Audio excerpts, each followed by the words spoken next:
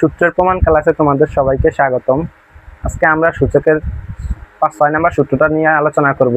দেখো এখানে কি বলছে, যদি রুটের ভিতরে আমার এম থাকে এবং ভিতরে আমাদের একটা চলক থাকে, তখন তার মানটা হবে আমাদের 1/m। যদি রুটের ভিতরে এম থাকে তখন তার মানটা হবে 1/m। দেখো আমরা জানি কি, যখন আমাদের শুধু রুট থাকে, এই শুধু রুটের পরিবর্তে আমরা কি বসাই, 1/2, অর্থাৎ রুটের পরিবর্তে আমরা এখানে হাফ বসাই। এখন যদি রুট এখানে, তার মানে কি বোঝাচ্ছে, যখন আমাদের শুধু রুট থাকে তখন আমরা হাফ বসাই। এখন যদি রুটের ভিতরে আমরা 3 দিই, তখন এখানে বসবে 1/3। রুটের ভিতরে 4 দিলে এখানে আসবে 1/4। এখন রুটের ভিতরে যদি আমি গাদা দিই, তখন আমাদের এখানে আসবে 1/গাদা, 1/গাদা। অর্থাৎ আমার রুটের ভিতরে যা থাকবে এখানে তাই বসবে। আর যদি শুধু রুট থাকে তখন তার মান আসবে হাফ।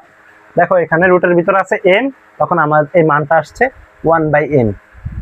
রুটের ভিতরে m ছিল তাই m আসছে। রুটের ভিতরে যদি আমি n দিই, তখন এখানে n আসবে, n দিলে আসবে n। আর যদি এখানে গাদা দিই তখন গাদা আসে। যাই দিবা রুটের ভিতরে যা থাকবে তোমার ওইটা হবে 1/, ওই জিনিসটাই বসবে। m থাকলে n, a থাকলে a, b থাকলে b, যাই হয় এখানে তাই বসবে রুটের ভিতরে।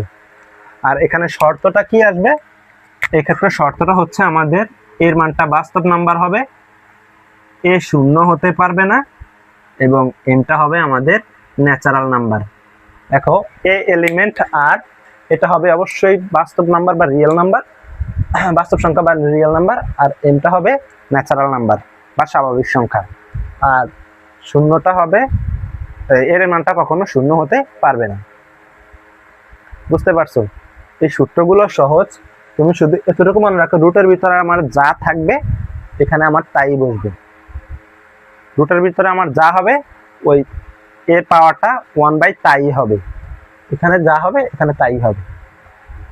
আশা করি বুঝতে পারছো। আজকের জন্য এই পর্যন্তই। সবাই ভালো থাকবা, সুস্থ থাকবা। আমাদের ক্লাসগুলো ভালো লাগলে অবশ্যই ক্লাসগুলোকে শেয়ার করে দিবা এবং অবশ্যই চ্যানেলটাকে সাবস্ক্রাইব করে ফলো দিয়ে রাখবে। আসসালামু আলাইকুম।